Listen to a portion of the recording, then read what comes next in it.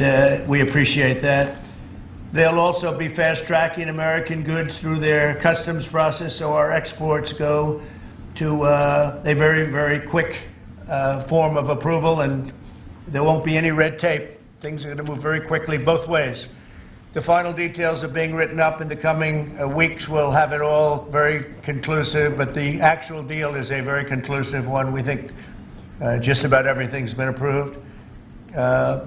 So good for both countries, and we'll also receive new market access for American chemicals, machinery, and many other industrial products that weren't allowed, and they'll end up getting products that they'll be able to price, and if they like them better and we make great products, they'll be buying those products, but they were not available in the UK. Furthermore, in a historic step, the deal includes plans that will bring the United Kingdom into the economic security alignment with the United States. That's the first of its kind.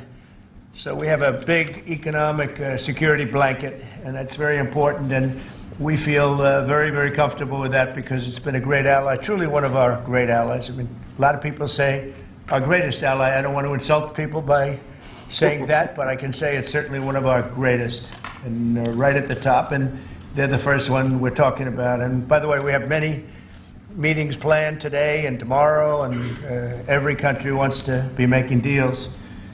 And we have a meeting, as you know, Scott will be going over to Switzerland on Saturday, and that'll be very, very interesting. Let's find out, but I think they want to make a deal very badly, too.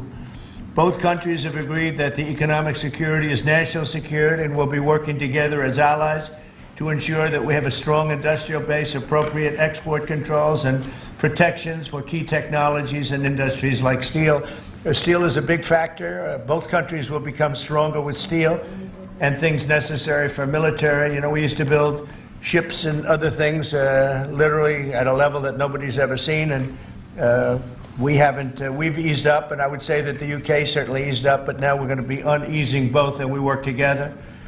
Once again, I want to thank Prime Minister Starmer. He's been terrific for his partnership in this matter, the special relationship and external bond. It's really an external and an internal bond between our two countries will soon be stronger than ever before. And we really do. We have a great relationship. I want to just say that the representatives of UK have been so professional, and it's been an honor doing business with all of them, and in particular the Prime Minister. And I'd like to introduce him now to say a few words. Mr. Prime Minister, please take it away.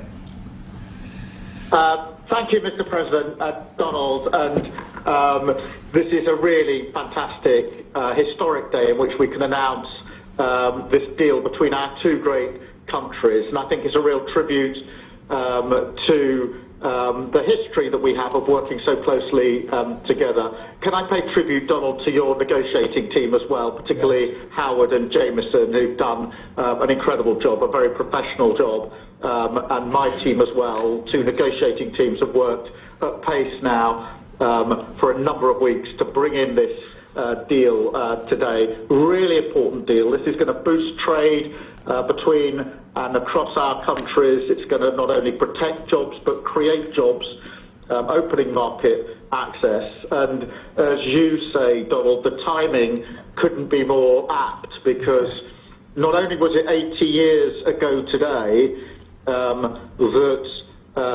victory came for Europe after and at the end of the Second World War, but of course on that day the UK and the US stood together as the closest of allies. And Donald, I think even down to the hour, because you may or may not know that it was about this time of day, exactly 80 years ago, that Winston Churchill announced victory in Europe, and that led to great celebrations across Europe, across America, but particularly in the United Kingdom. Literally people going out into the street, putting bunting up, going up to the palace. And so to be able to announce this great deal on the same day, 80 years forward, almost at the same hour, and as we were 80 years ago, with the UK and the US standing side by side, I think is incredibly important and makes this truly historic. That close relationship has endured over those 80 years, As you know, Donald, when it comes to defence and security and intelligence sharing, of course, there are no two countries that are closer than our two countries. And now we take this into new and important territory by adding trade and the economy to the closeness of our relationship. It is built, as you say, on those notions of fairness and reciprocal arrangements. We've always had a fair and balanced arrangement between our countries. This builds on that, hugely important for sectors like car manufacturing and for steel and aluminium and so many others. And yes, we can finish ironing out some of the details, but there's a fantastic platform here, including, of course, on the tech side, where I think I'm right in saying we're the only two Western countries with trillion-dollar sectors when it comes to tech. And in the end, it comes down to, as you say, Donald, economic security is national security. On national security, we've been absolutely the closest of allies for so many years, keeping the peace through that close alliance, that friendship. And now we add to that this deal on trade and the economy. And I want to thank you for your leadership on that, Donald, and for the way in which your team have negotiated this. And I'm so pleased that we've got this deal, we've finalised it, and we've built an incredible platform for the future. So thank you so much. Donald, I'm now going to go and do a press conference. I think you have your press in with you. But on the details, I think if you've got Howard, we can deal with that through one of my team. That's great. Well, Mr. Prime Minister, thank you very much. It's an honor. We're going to have a continued, maybe a better relationship than ever before. You know, I don't know if the media knows, but the U.S. and U.K. have been working for years to try and make a deal. And it never quite got there. Yeah. It did with this Prime Minister. So I want to just congratulate you. Well, with this President, this Prime Minister, we've managed to achieve what many people have tried to achieve for many years. That's right. And I'm really pleased, and it feels completely historic and on a special 80-year anniversary as well. So, Donald, thank you so much. It's really good to have got this deal over the line. Tribute to both teams, tribute to our countries, and tribute to your leadership. Thank you. Well, it really is a great thing. And you go do your press conference, and I'll see you soon. Maybe speak to you later. But thank you very much. An incredible thing. I can't tell you that for so many years, even as I sat, everybody talked and talked and talked about a deal with. It just seemed like a natural deal, but it was not done. But now it was done with us. So I feel very proud to have been a part of it. Keir, thank you very much. Thanks, Donald, and we'll speak again soon. Very good. So long. Bye.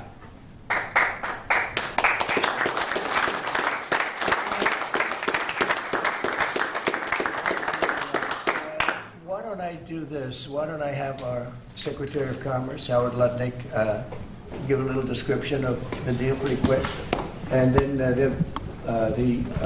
the good side, the very nice side, we'll be speaking about it also, maybe, from so you get a pretty equal. I think it's a very, it's just been a deal that was, we thought, very complicated. It became very simple. It's opening up the country that we really didn't have the kind of access to that I would have thought. I was surprised. I think it's why the deal never got done before. It was, you know, they've been working on this deal for 25 years. And we got it done, and we got it done. Really, it's going to be great for both countries. So, Howard, if you could go, and then somebody else, you may have, you'll pick whoever you want who'd like to do it. I have a feeling you're going to do it, right? So you guys go ahead, and then we'll take questions right after that. But I think you'll get a pretty good understanding of how big it is. It's a very large deal, very big deal. And Howard, go ahead. So the UK is the 6th largest economy in the world and the 4th largest that we export to, right? So it's a huge market, a top 10 market. If you remember Liberation Day, they were at 10% because we have balanced trade with the UK, right? They say they had a surplus, but of course that counts gold bullion, which is, so let's just call it balanced trade. So how do you open up a market in balanced trade? People think it's impossible. They've always thought it was impossible until President Trump came on the scene and changed the way things work. So here's what we've got. We've opened up new market access: ethanol, beef, machinery, all the agricultural products. They've agreed to open their markets, and that will add $5 billion of opportunity to American exporters. So the question is, why would they do that now? Because they've never done it before. And we still have our 10% tariff on, which will produce $6 billion of revenue for the United States. So the idea was, how do they keep their jobs, protect their economy, and do the best for their people while opening the market for us? And the way is they studied it, their team was exceptional, and they tried to figure out the markets that they're importing from other people and try to send them over to America. So why were they always favoring others and not us? And what they've done is they've found the ways to do that so that we have new access, right? But the UK workers are protected, and that was the balance. So we did a deal with them in automobiles, and you know, if you're not building here, we charge you a 25% tariff. But the president, and by the way, I want to make this clear, while Jameson and I worked hard, this was the president's deal. And people think, oh, that's not the way it works. If you got to sit next to him, I have the best deal maker to my left. And if you don't think that we take advantage of him calling the prime minister and getting that deal done, you don't understand who's the president of the United States. So he's the closer. He gets deals done that we could never get done because he understands business, he understands deals, and that's why we're here today. So he agreed they could send 100,000 cars into America and only pay a 10% tariff. And that protects their car industry. And remember, we do 16 million cars a year. So this is only like 0.6%. But for the UK auto people, this is tens of thousands of jobs that the president agreed that he would protect for them. So he made that deal, right? Then steel and aluminum. Right? Their steel business has been destroyed like everybody else has been destroyed by people dumping steel into their markets. And British Steel had announced it was closing down. So the British government, as part of this deal, nationalized British Steel, and they're going to match the kinds of models we do. They'll put tariffs on, they'll put quotas on. They want to do it with America so they can be part of the resurgence of steel and aluminum in America, and that saves them, again, thousands and thousands of jobs. So if you go step by step, aero and commercial planes, they sell Rolls-Royce engines to Boeing. We've agreed to let Rolls-Royce engines and those kind of plane parts to come over tariff-free. And what you're going to hear today is there's going to be an announcement in the UK that they are buying $10 billion worth of Boeing planes later today, but I'm going to let the name of the airline announce it because that's theirs to do. But part of this deal was always to do it together and to do it strong, and you can see the numbers on this board. Everything about this board works exceptionally well for the United States of America. It lays out the plan that you can work with us in autos, you can work with us with aero and commercial, you can work with us in pharmaceuticals if you have a supply chain that is secure and protected in national security. So we feel really good about the deal. You've heard the Prime Minister, he feels really good about the deal, right? And we started at 10% and we ended at 10%, and the market for America is better, and this is a perfect example of why Donald Trump produced Liberation Day. People don't understand he gets things done in a matter of time. This would have taken Jameson and I 3 years, maybe. And instead, we got it done in 45 days, certainly, because we worked for Donald Trump.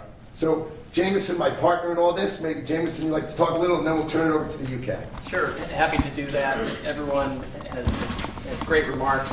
I just have to echo the President and the Prime Minister when we talk about VE Day. This is something we've been waiting for decades, and there's no more appropriate day to do this. And when we step back and we look back a few weeks from now, or months from now, or years from now, we'll look back at this day and better appreciate the significance, I think.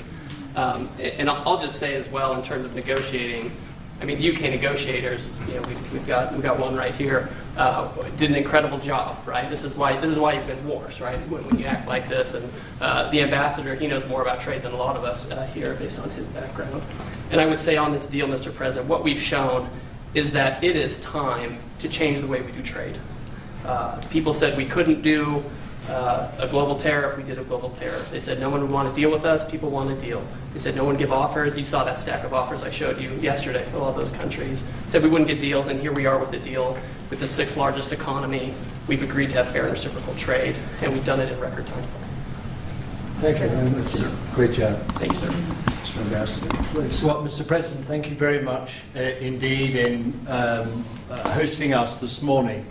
And thank you very much indeed also for that very typical 11th hour intervention by you with your phone call to the President, demanding even more out of this deal than any of us expected. So thank you for that. The Prime Minister was delighted, obviously, to take that call later tonight.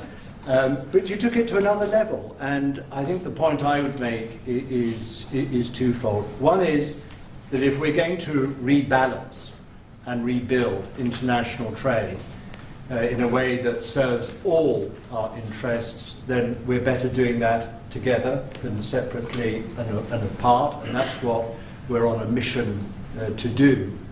But secondly, you've done what you said you would do. You said to the Prime Minister when he came and we visited in the Oval that you would do a good trade deal with the United Kingdom, that you would do it at pace, and that we would be first. And you have delivered that. You've been true to your word. So thank you very much indeed for that. For us, it's not the end. It's it's the end just of the beginning. I mean, there is yet more we can do in reducing tariffs and trade barriers so as to open up our markets to each other even more than we're agreeing to do today.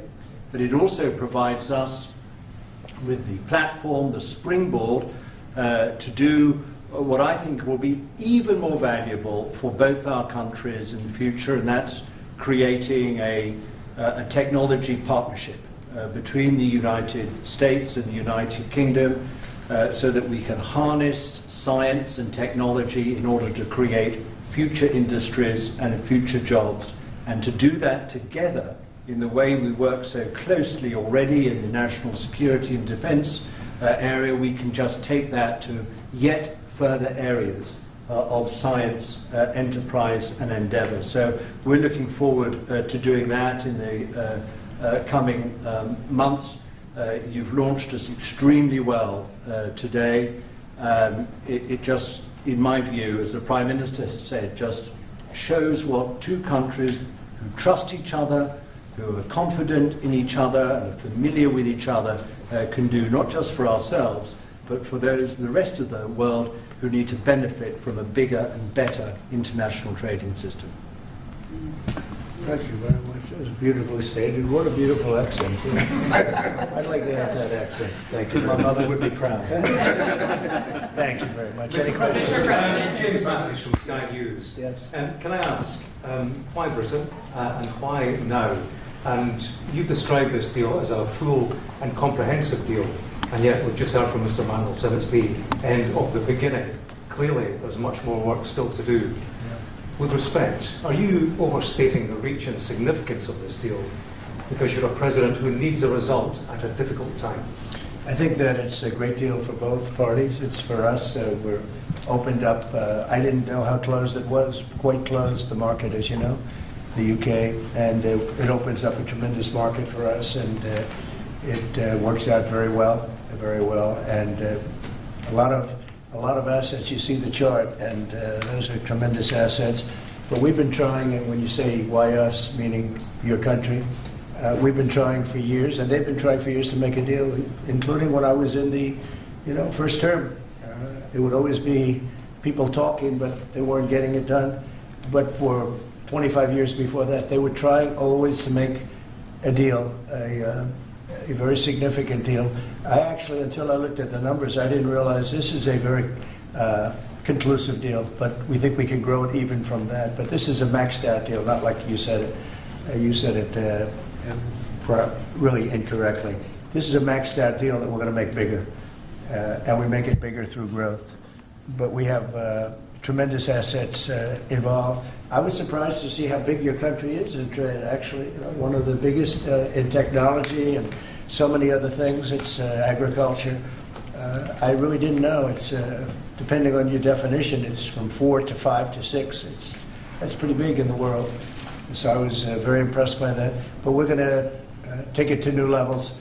It's a very big deal right now, but I think it is going to grow just of its own volition. It's going to grow, and over time there'll be changes made, there'll be adjustments made because we're flexible. We'll see things that we can do even better. But it's very conclusive, and we think everyone's going to be happy, and the people of your country are going to be very impressed with the result. And they'll be able to buy from more people. They'll be able to price things differently. They'll be able to get some products that aren't available to them now that we make better than anybody in the world. And it's just something that it's a great thing that it came together. It's so nice because we have many countries want to make a deal. And many countries are very unhappy that we happen to choose this one, to be honest with you. But it's a long time, our oldest ally, or just about. Because a couple of people claim that too, but let's put it right at the top. I think it's going to be something very special for UK and special for the United States. Mr. President. Thank you, Mr. President. Reagan Reese with the Daily Caller. How close are you to more deals, and when do you expect the next to be announced? Well, very close. We have numerous deals. I know Howard's going back. As soon as this is finished, your press conference, he's got numerous. And Scott, who's right over here, who's fantastic, by the way. You were great on television this morning. I watched you. That was very good. You gave them a little lesson in the world and economics. But Scott's going to be going to Switzerland, meeting with China. And, they very much want to make a deal. We can all play games. Who made the first call? Who didn't make it? It doesn't matter. It only matters what happens in that room. But I will tell you that China very much wants to make a deal. We'll see how that works out.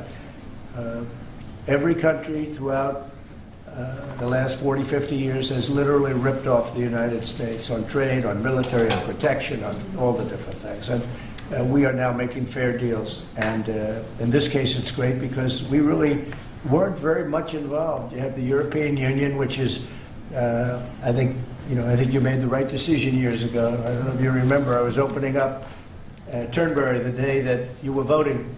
And they asked me, would it happen or would it not happen? I said, no, I think they're going to go their own separate way. I think it's better for them. And they did. I think it's going to end up being a very smart decision. But a big part of that decision was always that you'd be able to make a deal with the United States. And they were unable to do that. But now they made it. And it's a tremendous, it's very important. That was always a big part of your decision on Brexit. And they were never able to make that deal. It was a tough one. And this one it's amazing with time. This one just went very smoothly, went quickly and smoothly, and a lot of common sense, as I like to say. There's tremendous common sense, but it's going to make your country much bigger in terms of trade, and it's going to make our country much bigger in terms of trade, too. Yes, sir. Thank you. Go ahead, behind you. Oh, yeah, Tom Bacon of the BBC. Thank you, Mr. President. You mentioned meat. You're with who? The BBC. Oh, good. Very nice. They Thank tribute you. You mentioned meat and beef exports. The UK currently doesn't accept American beef because of its own food standards. Are you calling on the UK to accept all American beef and chicken products? Well, I think they'll take what they want. We have plenty of it. We have every type. We have every classification you could have. As you know, Bobby Kennedy is doing a tremendous job, and he's, I think, probably heading toward your system with no chemical, no this, no that. I think we're heading that way, it seems to be. And but we have that also. So we're a very big country. We have a lot of beef. We're a very big country, so it'll be great. Yes. Yes. You want me to jump? Yes. Let's talk about American beef really quickly, and it can't be understated. I'm Rick Rollins, by the way, how important this deal is and what this means to American farmers and ranchers. Specific to the beef, this is going to exponentially increase our beef exports. And to be very clear, American beef is the safest, the best quality, and the crown jewel of American agriculture for the world. So I think a really important part of this deal isn't just the ethanol reducing of tariffs from 19 to 0, which for our row croppers is a huge deal, but also for beef. And as we move forward, I know our incredible trade team is looking at all of the meats, all of the produce, really all of our agriculture exports. And I don't know if there's an industry that has been treated more unfairly and has suffered more than our agriculture industry. So we look forward to, I'll be in the UK on Monday, talking to my counterpart over there for next week, and look forward to moving that out across the country. The president is I think incredible. we can say that we have the best in the world, best tractors, the best everything in the world. And they say that our agriculture is, second to none, you understand. And it'll be a great asset. People are going to be able to have options, choice, and they'll have more of it. And that usually means lower prices. How about we'll do you and then you? A follow-up question for the Italian TV, Daniele Compatangelo, LA70 with 2000 from 10 Media. So congratulations for the deal. We'll see a big revenues from the chart. But what's the rest of Europe? It's a victory day, but other European countries, it seems like they're losing the trade. We intend to make a deal with Europe. We have found that the European Union treated us extremely unfairly, very difficult, and hurt themselves in doing so. And they very much want to make a deal. We'll be dealing with them. We are dealing with them currently. So that'll cover pretty much the rest of it. But this was separate because of Brexit in particular. This was a separate deal. It always seems so natural. I mean, all the media would say that this seemed to be like, why did this happen 25 years? Why didn't it happen a long time ago? And it was always amazing to me. Somebody would say, hey, we got to make a deal. We have to make a deal. But this deal just fell into place. The Prime Minister did a fantastic job. His representatives are total professionals, and they got along well. And it just seemed to work. And I think one of the reasons it did is because we blew up the whole system. If we would have just been dealing with you separately or, country by country, we blew up the whole system. It was very fair to very unfair to the United States. And I think because of that, this worked out so nicely. And I'm honored that it was the first deal. Please. Sir, you mentioned... Well, why don't you go in the back, yes. Oh, thanks, sir. I'm with the London Times. I'd say this is a great day for James Bond because now Aston Martins will be available to American buyers. Will it be even better by extending it to film? You've talked about a big tariff on films, and we'd like to know if there'll be relief on British. Well, we're going to have a discussion on that separately. And as you know, we're putting tariffs on that particular film, you said, the movie makers. And we're going to be doing some tariffs to get them because a lot of them have left this country. They all live here. The money comes from here. Everything comes from here, but they make them in other countries. So we're going to do something to bring them back, maybe to a large extent. But James Bond has nothing to worry about that, I can tell you. James Bond. And Sean Connery was a friend of mine. Sean Connery was responsible for my getting zoning in Aberdeen. He said, let the bloody bloke build his golf courses. I was like 4 years into the process, and it was impossible in Aberdeen. And he just stood up one day and he said that. As soon as he said that, I got the approvals in about 2 minutes. So he was a great guy, Sean Connery. And can you share if you're going back there later in the year? Are you going to Scotland and to the UK? Yeah, I will be, sure. It's great. We have a lot of investment over there. We have Turnberry, Aberdeen. We have, as you know, in Doonbeg in Ireland, right on the ocean. They're all in the ocean. I only have interest if they're on the ocean. And we have good investments over there. It's been beautiful. Yes? Mr. President, if the talks go well this weekend between Secretary Bessent and Ambassador Greer with their Chinese counterparts, not preemptively, but if the talks go well, would you then consider lowering the tariff rate on China? Well, it could be. I mean, we're going to see. Right now, you can't get any higher. It's at 145, so we know it's coming down. I think we're going to have a very good relationship. I always got along very well with President Xi. That relationship was greatly disturbed by COVID when COVID came in, but we get along very well now. I mean, the relationship was hurt with a lot of people, a lot of countries when COVID came in, but I think we're going to have a very good relationship. I expect to have a very good relationship with China, Scott. I think it's a very friendly meeting. They look forward to doing it in an elegant way. China, as you know, has a tremendous trade surplus with us, and we just can't have that. And but I think it's going to be very good for both countries. I would like to see China opened.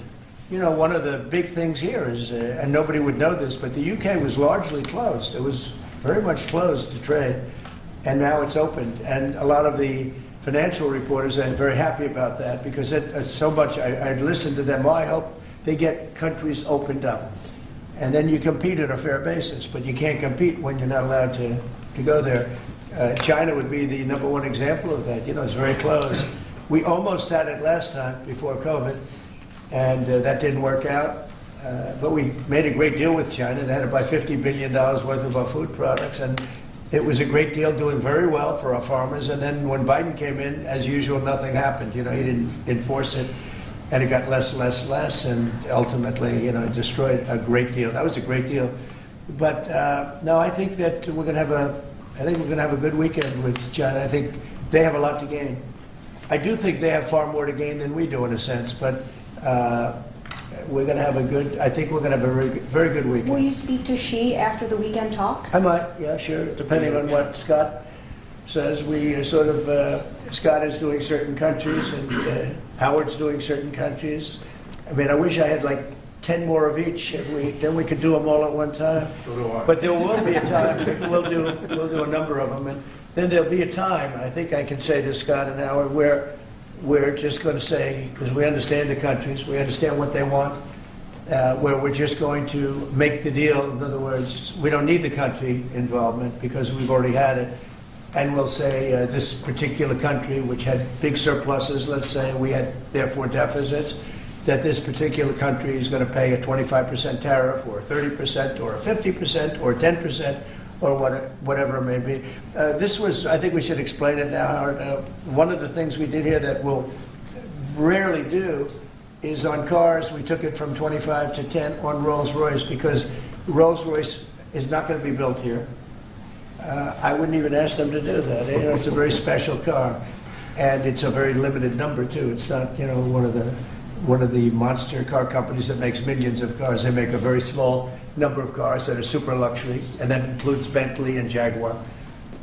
So we have some very special cars. So in order to help that industry, and that's really, you know, handmade stuff. And they've been doing it for a long time in the same location. And I said, yeah, that would be good. Let's help them out with that one. But that's different than a car company that comes out and makes millions of cars, which they'll be doing in our country. They're going to build, we have many factories, car plants being built or going to be built very soon. I think we can say that we'll be close to $10 trillion of investment. I think we're actually at that number now if you add up some of the ones we haven't heard about yet. I mean, we have some going up right now. They have plants going up, and they haven't even spoken to us. They're doing it because of the tariffs. And tariffs have always been used against us, and I never understood. I used to sit back. As you know, China paid hundreds of billions of dollars in tariffs when I was president. But until then, China never paid anything. And, you know, they really did a big number on us from the standpoint of trade. But we are using tariffs now for our benefit. And we have now close to $10 trillion. Think of that, $10 trillion. If you look at the past administration, and we're talking about over, you know, essentially 2 months, because we could say 3, but it took a little while to get the office in perfect shape, right? It took a little while to get things done. But once we started, when you think of that, close to $10 trillion of investment, you've had years where the United States wouldn't do that wouldn't do $1 trillion in a year, wouldn't do anywhere near $1 trillion. We did $10 trillion in 2 months. So it's amazing what's happening. We're getting calls from, and that has to do with chips, has to do with cars. We used to make chips. We had Intel, and we used to make chips. We had a monopoly on chips. Everything was made here. And now, over a period of years, because of presidents that didn't know what they were doing, they allowed that business to be stolen from us. Most of it moved to Taiwan. And you probably were in the same position, right? Because you had a lot of the chip-making capacity, but they moved it in. And if we would have said, that's fine, if you want to move it to Taiwan, that's good, but if you want to sell back into the United States, we're going to put a 50% or 100% tariff on, they would have never left. But we had people sitting here that didn't understand that, and it's too bad. But now they're coming back, because I'm saying it about 40 years too late, but they're coming back. As you know, we have the biggest chip makers in the world spending, in one case, $300 billion, in one case, $500 billion, same as Apple, and in another case, $200 billion. and we're going to have a large share, very, very substantial share of the chip-making market. You said that this weekend is going to be a friendly visit, but do you expect that it will just be a formality to break the ice, or are they going to get into substantive negotiations? I believe so, yes. I believe it's substantive, yes. I think people like to say, yes, we're having a meeting to meet. Well, we're meeting, so what are we going to do? Talk about meeting again? So I think it's going to be substantive. I think we can say that, right, Scott?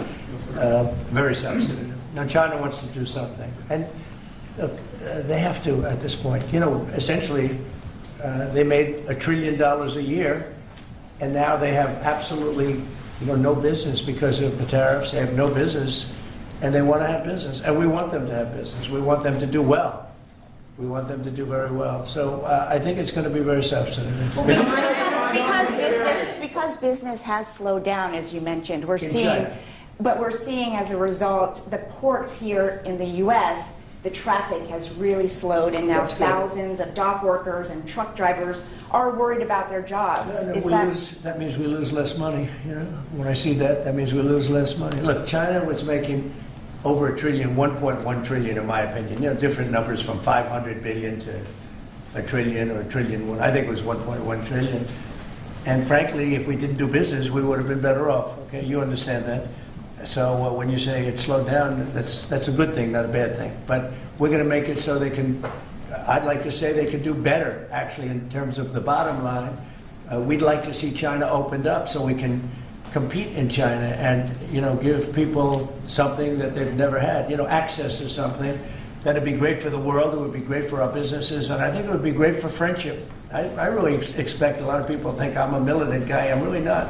I think that trade can bring a greater friendship with China. It can be something good. But one of the things that I know Scott's going to be talking about very high on the list is open up and let our businesses go into China, because when you talk about a closed country, that's a really closed country. And I think it would be great if it was opened up. It would give people a lot of choice and would create a lot of jobs, a lot of everything. So I think it would be a great thing for China. And that's going to be one of the things we'll be discussing, like we discussed with UK.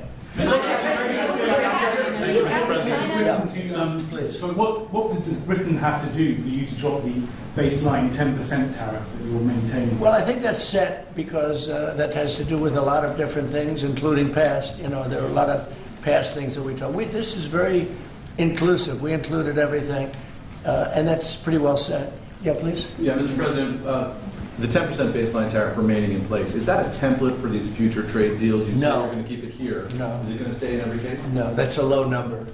They made a good deal.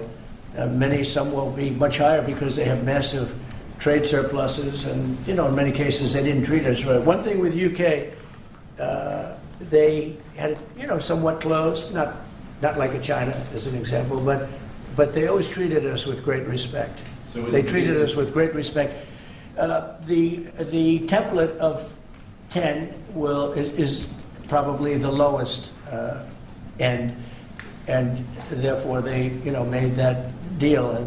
But they we've had just a very special relationship with them. Like, I won't do that deal with cars. I mean, unless somebody shows me that there's another kind of a car that's comparable to a Rolls-Royce.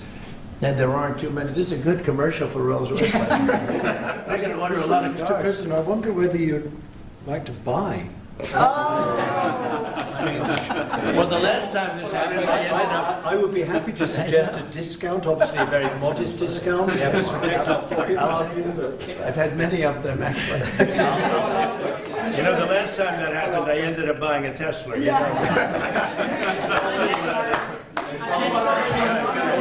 Thank you. Mary Margaret Olahan with Daily Wire. I had a question about the UK deal today. I heard there was talk that part of the agreement would depend on whether the UK would respect free speech and freedom of religion. I know the VP is really interested in that, talked about that earlier this year. Was there any assurances that you guys got on that front? You want to handle that?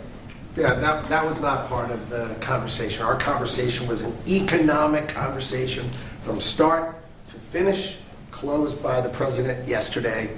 This was a business deal, open their markets, and also protect their workers, grow our markets, and help our workers. This was about business religion.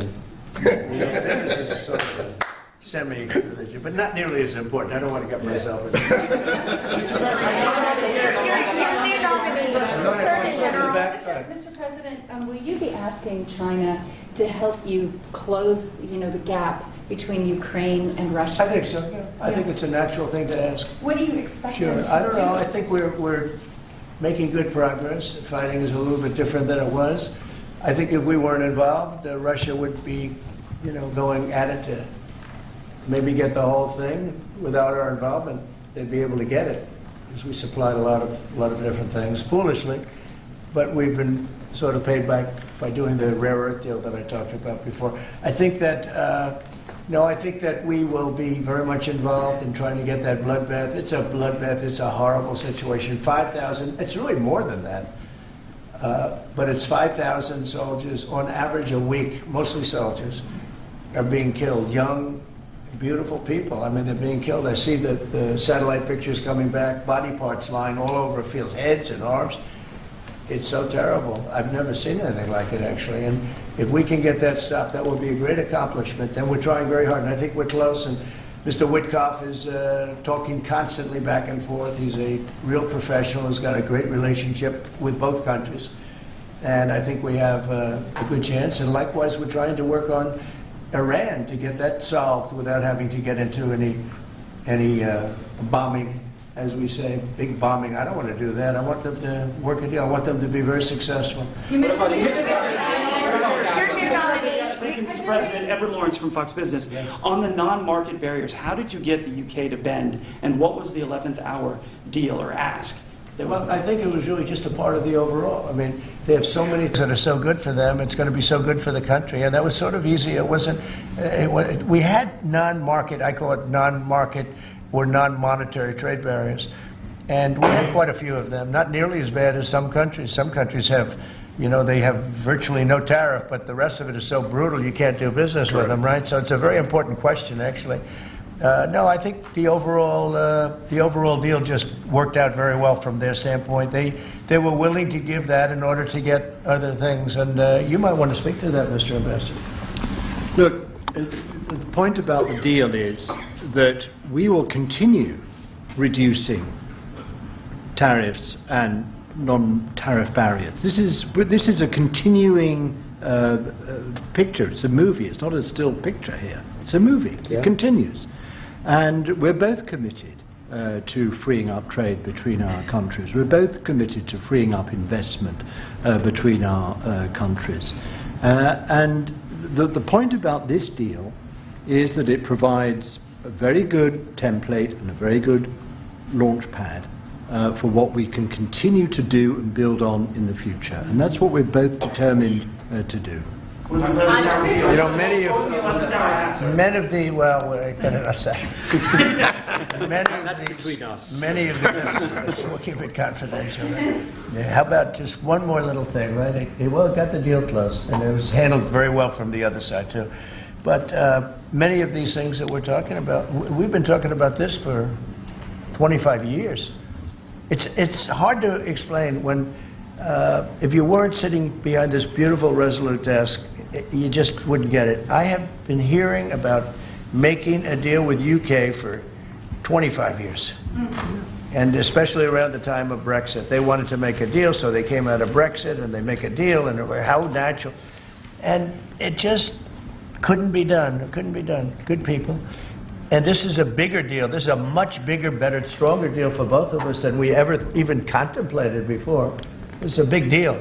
Virtually everyone said that it would end in failure, it would end in tears, and it's ended in exactly the opposite. Yeah. But, Mr. President, can I say that that is due to Secretary Lutnick and Ambassador Greer, who've been absolutely fantastic. But right. Yesterday I received a call, a very diplomatic call, that just edged things over the line, and that was from your new ambassador in the United Kingdom. Who is terrific. Right? Warren Stevens, he's here. Where is Warren? Right here. Hello, Warren. He's flying to London tomorrow night. He's going to be very popular with the British people. He's going to be a very successful ambassador.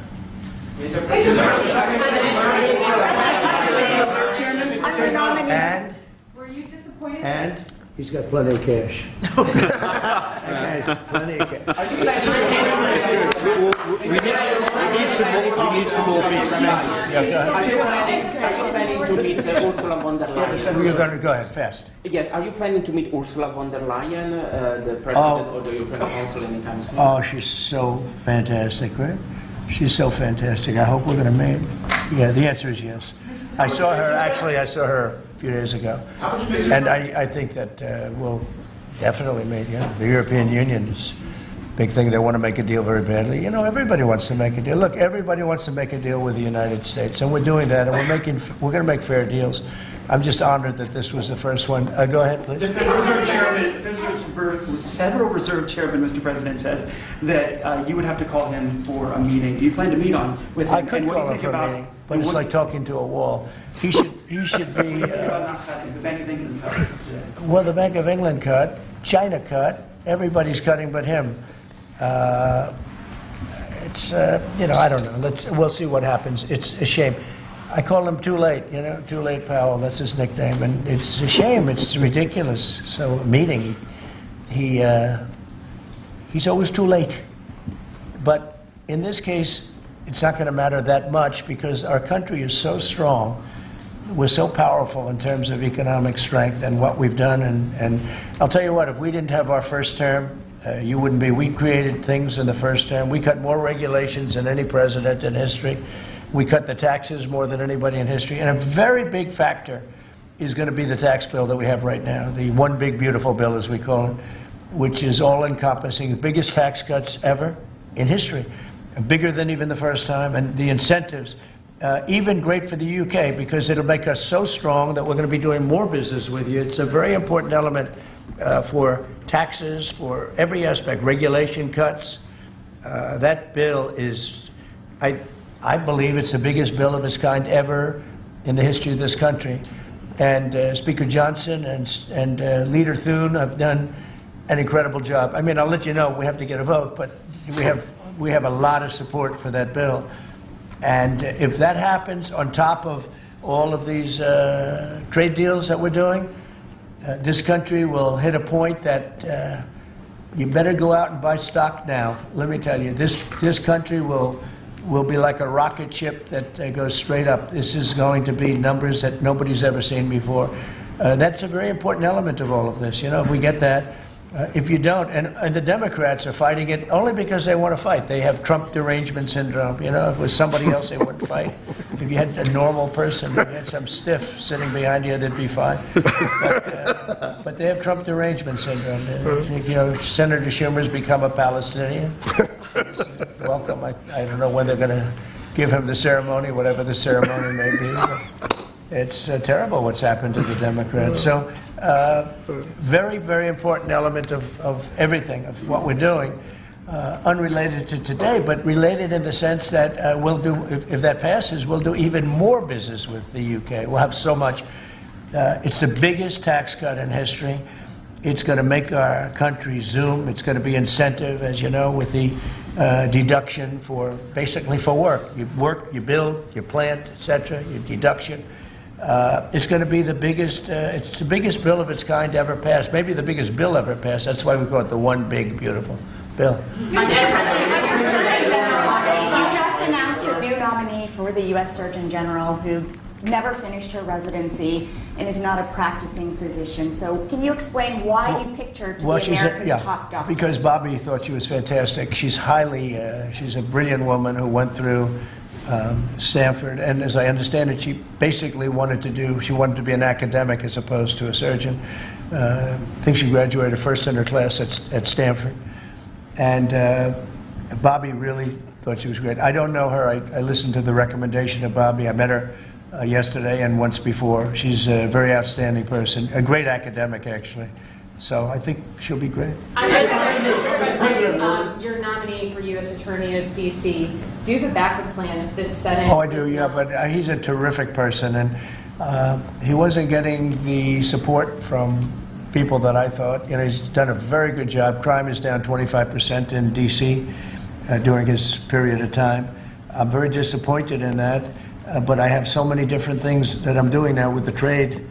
I'm one person. I can only make boom, I can only lift that little phone so many times in a day. But we have somebody else that will be great. I just want to say Ed is unbelievable, and hopefully we can bring him into, whether it's DOJ or whatever, in some capacity, because really outstanding. To me, it was disappointing, I'll be honest. I have to be straight. I was disappointed. A lot of people were disappointed. But that's the way it works sometimes, you know. That's the way it works. And he wasn't rejected, but we felt it would be hard. And we have somebody else that we'll be announcing over the next 2 days who's going to be great. With companies like Ford and Intel recently saying they're going to raise prices on certain products, how long do you think the American public is going to be patient and wait for you? Well, I think they're saying that just to try and negotiate deals with me. They're not. Look, tariffs are the most misunderstood thing maybe in any form of business, anywhere in business. Oftentimes the country picks them up. Oftentimes the company picks it up. The people don't pick it up. Okay, the people don't pick it up. And if Ford did that, they wouldn't sell any cars. And if Mattel, I don't know, I'm not so sure. They also said they're the only country I've heard. They said, well, we're going to go counter. We're going to try going someplace else. That's okay. Let him go, and we'll put 100% tariff on his toys, and he won't sell one toy in the United States, and that's their biggest market. I heard that. I mean, I watched this guy talking about how I'm going to go counter. I said, well, I wouldn't want to have him as an executive too long. The Ford people I know very well. What they're doing is negotiating with us by saying that. But we don't think that's going to happen. Look, I put out a truth today, and it said that gas is down, gasoline is down, energy is down, groceries are down, eggs are down. I mean, eggs, thank you very much, but eggs are down. When I came in the first week, you guys hit me with eggs. I said, what the hell happened with eggs? Eggs were up like 170% and going up, and they said don't order any for Easter. And we were thinking about ordering plastic eggs like everybody was doing. And Brooke did a fantastic job, agriculture. Brooke did a fantastic job, and we had hundreds of thousands of eggs out here on the lawn just 2 weeks ago at Easter. But you take a look at the cost. Energy's down. Even interest rates are down. Now, if the chairman of the Fed, Jerome, if he would lower interest rates like China did, like I think UK did, but like numerous other countries have done, it's like jet fuel. It would be great. But he doesn't want to do it. I think he doesn't want to do it. Probably he's not in love with me. I think that's right. It's sort of a crazy reason, but that's the way life is. Anybody in his position would be it would be like jet fuel. But even without that, we're doing well. But remember this, you know, I've watched you people reporting over the last few months that if we do this, you know, prices are going to go through. Well, groceries are down. All of this stuff is down. Lumber is down. Oil is gone to, I mean, we have that thing broke 60, right? $60 a barrel. And $1.98, $1.99 in some cases. And heading in that direction. No, I think it's been amazing, actually. You know, and what that's good for, it gives the consumer more money, and it gives them a better life, because we just came out of the worst inflation, in my opinion, in the history of our country. They say 48 years. But Biden really screwed it up. He screwed up energy. And he also he spent too much money. He was spending it on, you know, Green New Scam. And that's like throwing the money. See that beautiful window behind? Take money, throw it right out that window, because it's the same thing. He just he spent $10 trillion. He wasted it. Not only was it bad, it was a negative. It wasn't even like it helped a little bit. It was a real negative.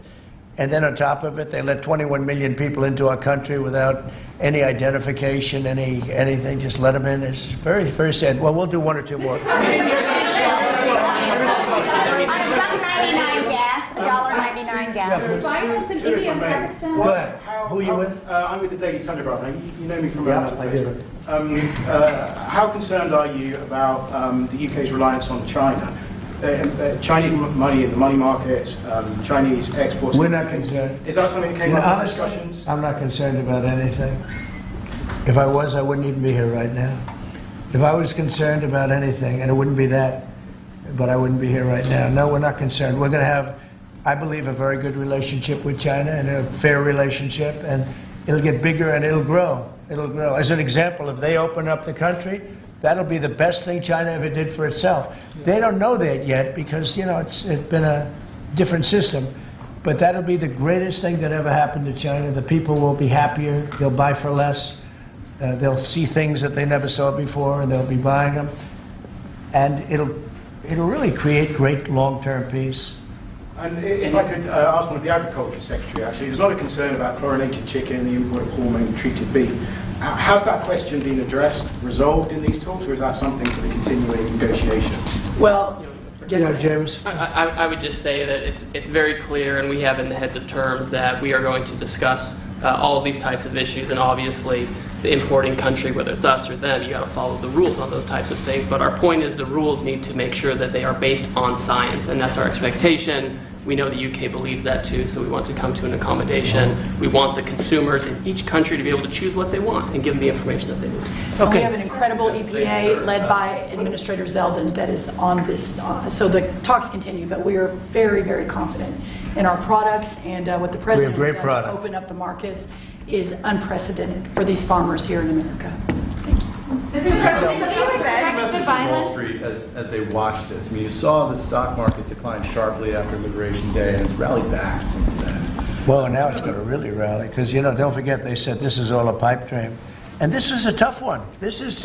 Somebody would say, well, this is easy. This is much tougher, I think, than any other deal because they've been at it for so many years, decades, trying to make this deal. And it's very conclusive, and it's a great deal, and it's a very big deal, actually. No, this is just the beginning. We're going to be having conferences, or at some point we won't have. We'll just put out a statement that we just signed this country, that country, and after a number of these are done, nobody has enough people to do it. We're just going to put out X country is going to pay this, and if they open up, they're going to do this and that, and they're going to be open up. Everybody wants to be here. I say this is where they want to be shopping. They want to shop in this country because we have the consumer. And we have the consumer like nobody else. And, if this country went bad, the whole world would go bad. But we really saved it from going bad. Yeah, please. No, can I ask you about the air traffic control issue? Are you looking at getting new software and new I'm glad you asked me about it because I'm just going to be talking to now the heads of the airlines and everything else. So I was all set before we had the rigged election to give out a brand new gorgeous system to one company that was going to do the whole thing, one of the best companies in the world that you know very well. There are 3 or 4 of them that do it. And when they took over, Buttigieg, who has no clue, he drives to work on his bicycle with his, in all fairness, with his husband on the back, which is a nice, loving relationship. But he didn't have a clue. This guy didn't have a clue. And he's actually a contender for president. Between him and Crockett, you can have that party. But he didn't know what he was doing. And he took what they call dry systems where you have wires in the earth, buried in the earth or whatever. And then you have the open air systems where you have satellites. And you can't mesh them. Anybody would know that if you went through about 2 months of study in school, if you studied that kind of thing. And he did. They spent tens of billions of dollars trying to take old, broken equipment and merging it into existing new equipment with brand new equipment. It's one of the greatest. They spent like $40 billion. And what they did is they made it worse because it doesn't work together. You can't make it work together. If you have a satellite system, you need satellite. If you don't, they had all these different technologies, some of them 50 years old, and they're trying to mesh them in. And they end up spending twice the money they should have. You could have bought a whole new system. So we have a very good guy who you all know, Sean Duffy, is head of transportation, and I've given him a 10-minute lesson in buying, and he's become really good. And we are now in the market to buy a gorgeous, brand new system. The helicopter that crashed into the plane at 400 feet, it shouldn't have been. What would have happened is all sorts of bells and sirens would have been going off 3 minutes before that accident happened if you had the right equipment, but they didn't. And the new equipment is unbelievable what it does. You don't even, well, I was going to say something, but you always, in my opinion, you always need pilots. I want pilots. But you wouldn't even have to have pilots. This system is so incredible what they can do. But we have a system that's obsolete. And what they did is the worst. They tried to combine the really old, broken stuff with the new stuff, and you can't combine it, and anybody should have known. So Biden, do you think Biden figured this out? I don't think so, fellas. Do you think he has any clue? He doesn't know what the hell's happening. So here's the story. We're going to be buying a brand new, it's going out to bid very soon, brand new state-of-the-art system that will cover the entire world. I'll give you an example. When my pilot, now I have military pilots, but prior to that I have very good pilots, great pilots. They would land, and I won't tell you which country, but they would use the system of another country. They wouldn't even use the system of the United States. So if I'm landing in New York or Florida or Tennessee, they're using a system from another country. I said, why is that? And they were, they're not into business, but they're just saying, our system doesn't work, sir. And I said, boy, that's pretty sad. But we were all set to give it out to, look, you have a Raytheon and you have different companies like that, numerous companies. And you have companies that would do it, like an IBM, as an example. And you give out one deal, one contract. They gave out hundreds of contractors. They had diggers. They had non-diggers. They had people that focused on satellites. They had hundreds of different contracts. One contract where one guy is controlling everything. If you need a trench, then they dig a trench. But if you don't dig the trench, they don't blame you. What happens is you don't dig it, then they say we want a cost overrun. Now, we have it all set, and we're going to be doing it. We would have done it, except that the election took a little strange turn. But the second one didn't. That was too big to rig. Thank you very much, everybody. Thank you. Thank you.